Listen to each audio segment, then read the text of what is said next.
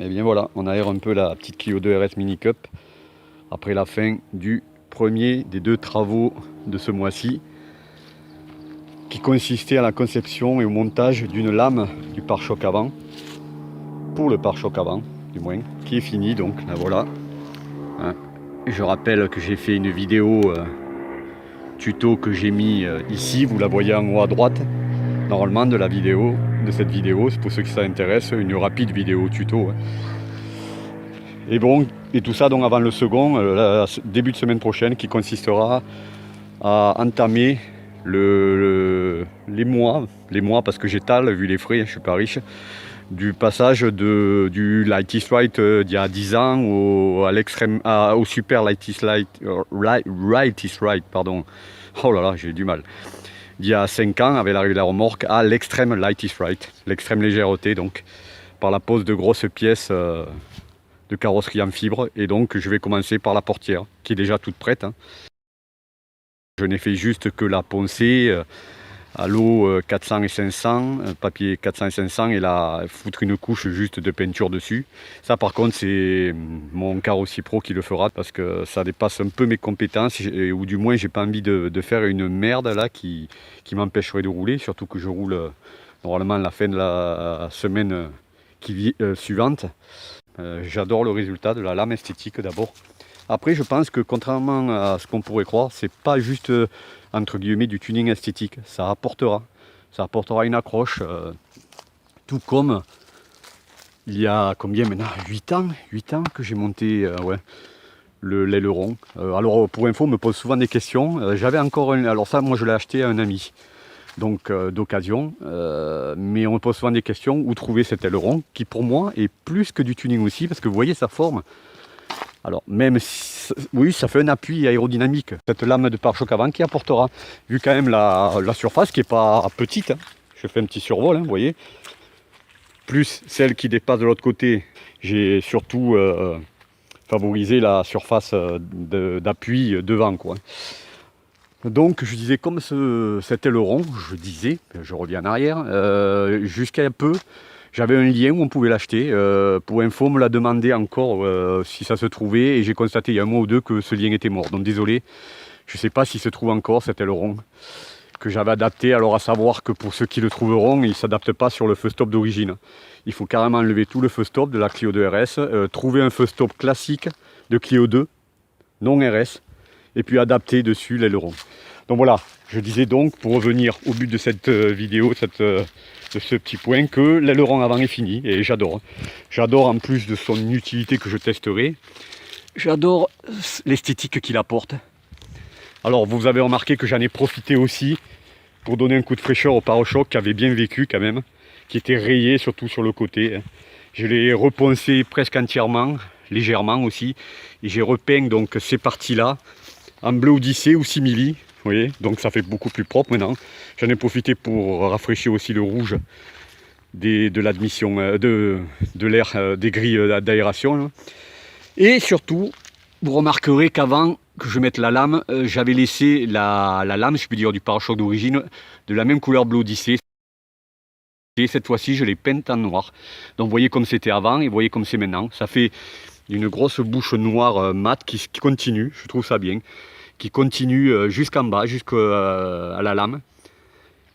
Et donc, à l'exception de ces côtés du pare-choc que je laisse en simili bleu odyssée, que j'ai repeint. Franchement, je trouve que ça a du plus bel effet. Enfin, moi, esthétiquement, ça me plaît. je l'avoue, ça me plaît. Après, comme j'ai dit, je testerai. Je pense pas que ça soit un gêne.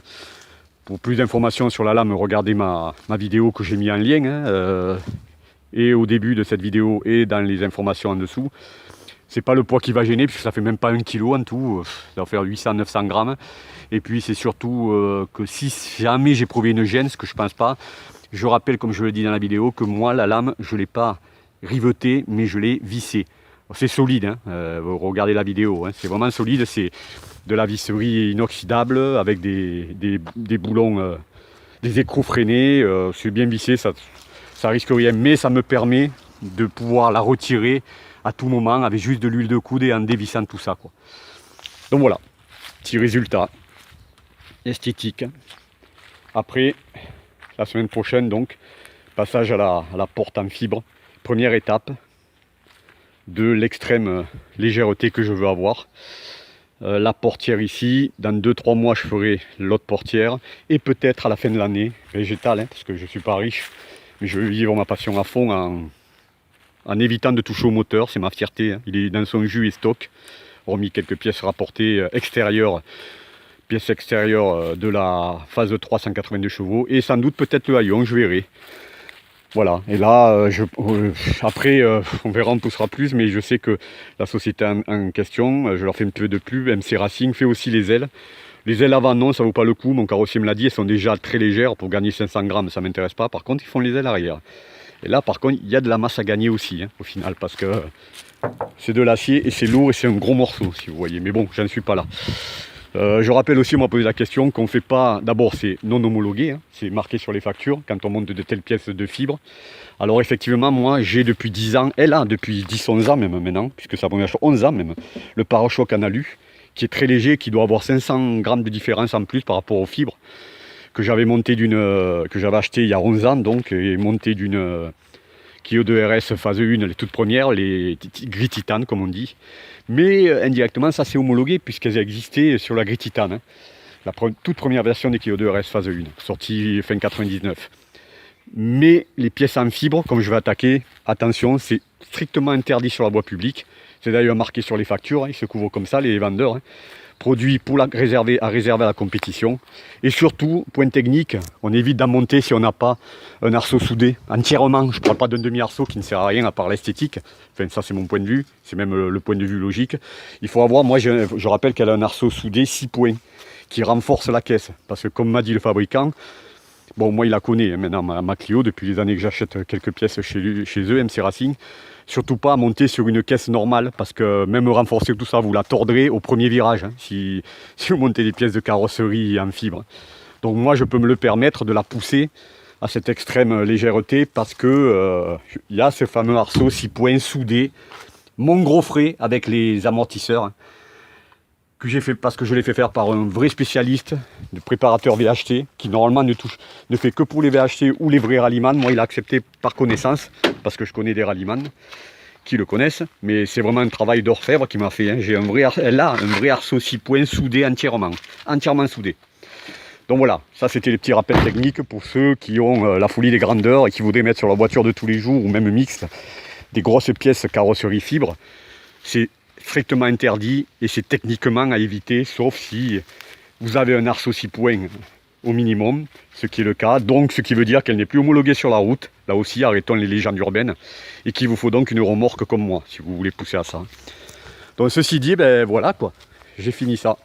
Alors je rappelle, en faisant le petit tour, qu'elle a, là elle est équipée, elle est montée de ses roues noires et pneus de pluie, mais son châssis qui est entièrement copié pièces et géométrie sur la compétition usine des années 2000 Clio 2 Cup X65 n'est pas optimisé idéalement pour ses pneus. Hein. Il est optimisé pour sa monte habituelle, hein, qui est en jante OZ Ultra Légera, toujours 15 pouces, mais équipé de pneus slick Yokohama Advance A005. Mais j'évite de les monter maintenant depuis, ça fait 3 ans maintenant bientôt que je tourne en slick, donc j'évite de les monter parce que je me suis rendu compte que sur la remorque, même les gommes dures, surtout la gomme médium à l'arrière de ces slicks, surtout après avoir roulé, donc gomme chaude, ça laisse des énormes empreintes, la remorque sur le pneu, ça les abîme un peu, quoi. Alors abîmer, peut-être pas, mais moi j'évite donc. Je ne les monte vraiment, alors je sais qu'il y en a qui me disent mais tu perds du temps, mais je préfère. En dehors du circuit, elle est toujours avec ses pneus pluie, plus solide au mal, et je ne monte les slicks qu'une fois arrivé sur le parking du circuit. Dans le rafraîchissement, pour ceux qui ont l'œil, bon, en plus d'avoir poncé et repeint le pare-choc avant, j'ai enfin mis mes flèches de marquage des crochets. Bon là elle a pas, hein. J'avais le crochet cup, pour info il s'est cassé sur la remorque, parce que je l'attache toujours au crochet il y a 2 mois. Et il est impossible à trouver. Du coup, je remonte le crochet d'origine qui dépasse un peu plus, qui est moins esthétique que le crochet des Clio 2 Cup X65. C'est pour ça que je ne l'ai pas tout le temps. Mais j'ai donc taillé Dans ce qui me reste du rouge qui m'a servi pour les décalcos, de la flamme ici, des bandes rouges sur le toit et derrière, j'ai taillé mes flèches de marquage de ces crochets de remorquage devant ici, mais aussi, je ne l'avais jamais fait encore, derrière. Alors j'ai respecté la norme puisqu'apparemment ils font 8 cm. Voilà, ils font 8 cm. Et dans le style flèche, vous avez remarqué sur la photo que j'ai mis de la fabrication, il y a des petites flèches. Alors c'est juste pour les boutons d'attache rapide du pare-choc. Parce que vous avez remarqué que les flèches d'origine, couillon que je suis, naturellement, c'est avec moi, je les avais mis il y a maintenant 5 ans, puisque c'est fin 2017, bientôt 5 ans. Je les avais pas mis là où il fallait, je les avais mis sur la carrosserie. Alors que normalement, elles doivent être à l'intérieur et pointer le bouton pression de l'attache rapide. Ici, le bouton du moins, où on appuie, quoi. Et moi, couillon, je les avais mis ici. Donc j'ai poncé, j'ai enlevé avec des outils qu'il se doit les vieilles et originelles flèches.